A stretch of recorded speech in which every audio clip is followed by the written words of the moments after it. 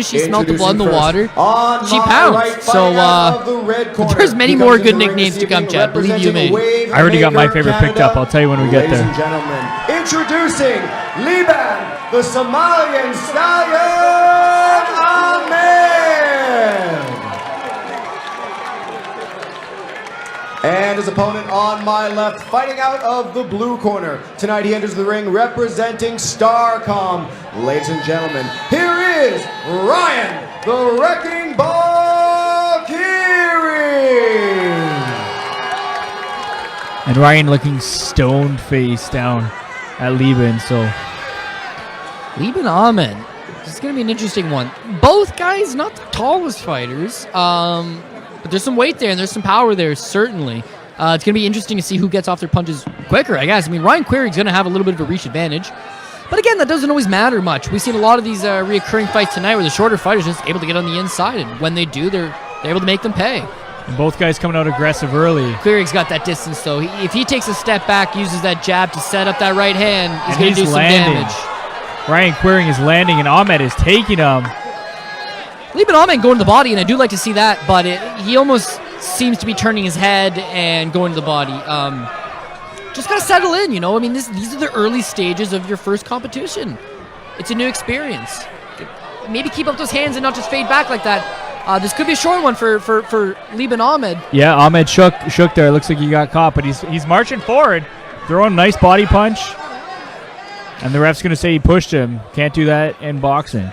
Yeah, and you know what? The Somalian Stallion, Liban Amhed, it appears maybe that he's taken some early punches, but, you know, the Italian Stallion, Rocky Balboa, he was known to take punches all the time, Chad, and he kind of made a career out of it coming back. So we do see the 8 count coming here for Liban Amhed, but you see already he's shaking it off like, okay, he got to me, but he's not hurt. He's still there. He's still cognitive, and he wants to make it happen.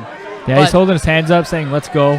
This reach advantage is killing him because, as you can see, by the time he kind of gets engaged to throw his own punches, Quiring's already nailed him with 2 shots and is looking to come back with some more. Amhed is coming with some big overhand rights, though, so Ryan better watch out. There's one that landed on the chin there. You're absolutely right. Good little right hand. You get the impression that Liban Amhed, he's got some power, but he's not really letting his hands go.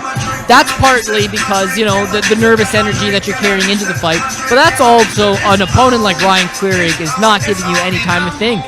He's in your face, and he's throwing punches, and whereas maybe you need to return fire, that is so much easier said than done, and obviously it's a task. And it's something that his corner is going to really have to help him with going into this second round. Well, now that he's got the first round out of the way, though, if you're Liban Amhed, you know what it's like to be in there now. You know, Ryan Quiring was definitely the more composed fighter there, but I wouldn't count the Somalian Stallion out. I think, you know, now that he's starting to get a little more comfortable in there, he's landed that big right hand at the end of the first round, probably got some confidence coming into the second. And I think he needs to steal the early momentum in the second round to get right back in it. I agree, because Ryan Quiring, it looks like he's calm, he's composed right now. I feel like nothing much is going to change on his end for the second round. But this is where if you're Liban Amhed, you got to take him out of that game. You got to either land that big punch again and second guessing himself, or just change something up from the first round. If your game plan is tire this guy out and wait for him to fatigue, it doesn't appear that he's heading that direction. And if you're Amhed, you got to throw straight punches because Quiring definitely has a bit of a reach advantage, so these looping punches aren't doing you any favors. Even if he was able to go to the body just a little bit to open up his ability to come back upstairs. He's landed a couple good right hands. He really has. But too many times it's that in return. It's him eating on his big left-right. And that actually marks the second knockdown of the fight. So he can only handle one more knockdown before they rule this fight a TKO based on the 3 knockdown rule. And Quiring probably knows that. If he comes out here with a sense of land a couple more good shots, he could take him out. And you can see his corner, they are motioning, let's get this guy. Get on him right now, jump on him. And it looks very close to being stopped here. Ryan Quiring is all over him, landing. Well, the old saying in boxing is, you don't get paid to go overtime. You want to finish early. In this case, charity boxing, they're the ones raising the money. Nobody's getting paid. But the same concept applies. You don't want to be there in too long. It is a fight, and anything can happen in a fight. And if you have the opportunity to defeat your opponent, then you do that. But I'm looking here at Liban Amhed, and there's no quit in this guy. Yes, he's been dropped twice. Yes, he's getting flustered. Yes. Are they going to rule it? Nope. Leading with the head. Leading with the head. So the fight's still continuing, but you can see he's not looking for a way out. He's looking to survive by any means necessary, and whether that's move away and keep your hands up and the occasional turn and the occasional lead with your head.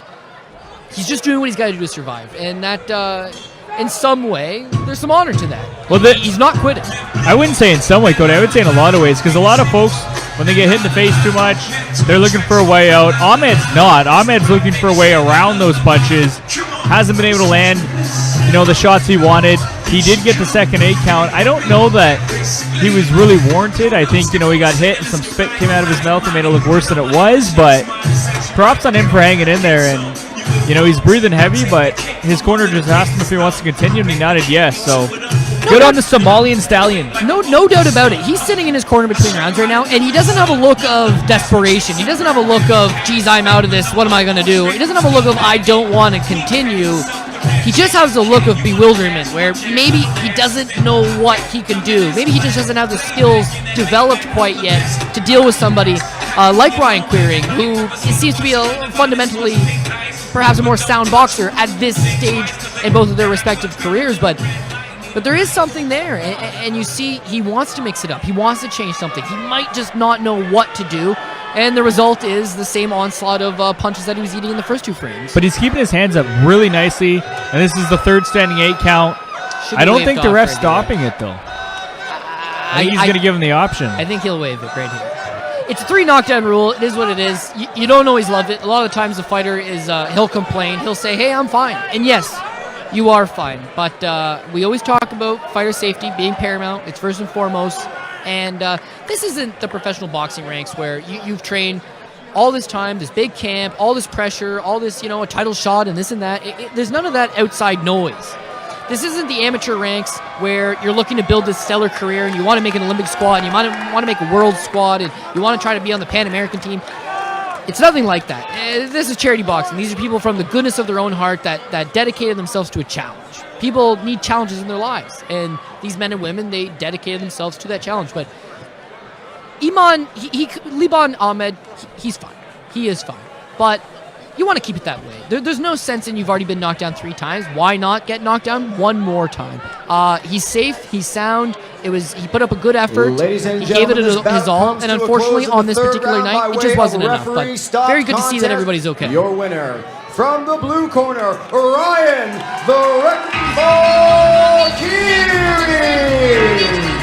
Liban Alvin, tough as nails, too. Good for him. Puts the medal on Ryan Quiring. Good sportsmanship.